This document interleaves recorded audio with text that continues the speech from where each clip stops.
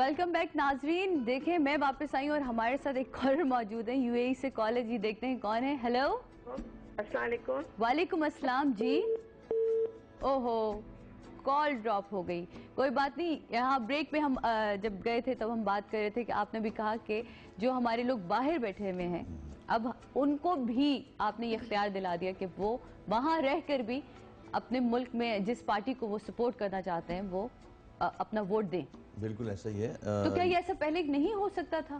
پہلے ہونے کو تو ہو سکتا تھا مگر کوئی چاہ نہیں رہا تھا, کسی نے کوشش نہیں کی تھی.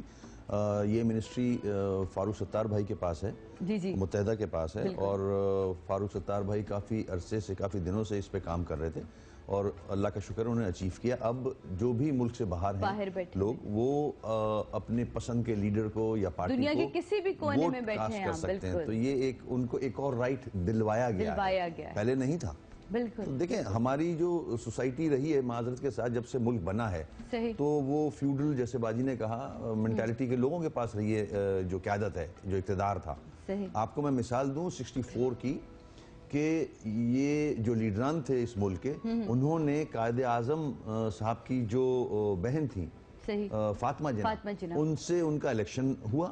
کراچی کی بات بتاتا ہوں میں آپ کو, اور بائی فورس دھاندلی کر کے زبردستی ان کے لوگوں کو مارا گیا, ان کے ساتھ بدتمیزی کی گئی فاطمہ جناح کے ساتھ, محترمہ فاطمہ جناح کے ساتھ. تو آپ سوچ سکتے ہیں کہ یہ مادر ملت کہتے ہیں. جی یہ جو رول کرتے آ رہے ہیں اس ملک کو فیوڈل مینٹالٹی کے لوگ, ان کی سوچ کیا تھی خواتین کے لیے جنہوں نے محترمہ فاطمہ جناح کو بھی نہیں بخشا.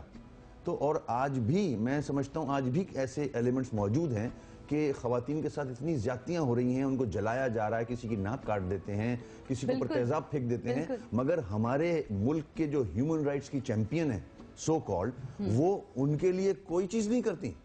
بلکہ آپ دیکھو, یہ مثال میں دیتا ہوں آپ کو, وہ بھی جاتی ہیں امیروں کے لیے.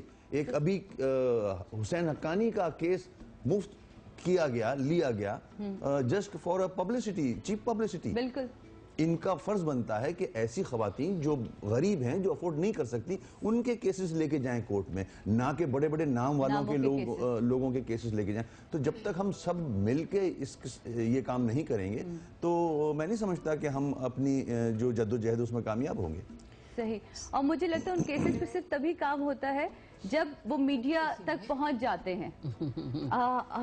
سوری, جب ہم نیوز چینل پہ کام کر رہے ہوتے ہیں. جی ہیلو, اچھا جی ہمارے سے ایک کالر موجود ہے مسز وسیم. جی ہیلو. السلام علیکم سعدیہ. وعلیکم السلام. کیسی ہیں آپ؟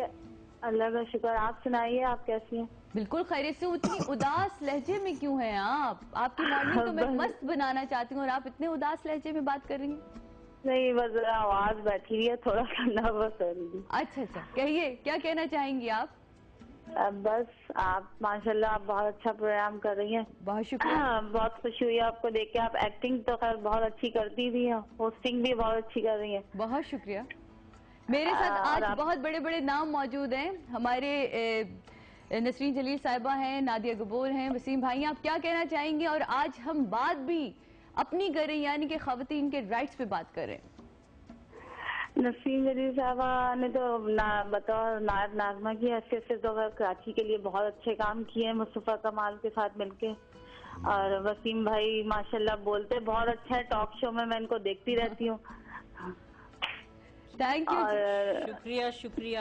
Very nice. بس آپ کی سعدیہ, آپ سے تھوڑا سا آپ اپنے کسی پروگرام میں رینکی کے بارے میں تھوڑا سا اگر بتا سکے تو ضرور بتائیے. ضرور میں بتاؤں گی. اور رینکی ماسٹر کو بھی ضرور بلائیے گا اپنے جو آپ کے ہیں. جی میں ضرور بتاؤں گی. میں بہت معذرت چاہوں گی, مجھے آپ کی کال کو یہاں کٹ کرنا پڑے گا کیونکہ بریکنگ نیوز ہے. ہمیں فوراً سے پہلے بریکنگ نیوز کی طرف جانا ہوتا ہے کیونکہ ہم نیوز چینل پہ ایک شو کر رہے ہیں. دیکھتے ہیں بریکنگ نیوز.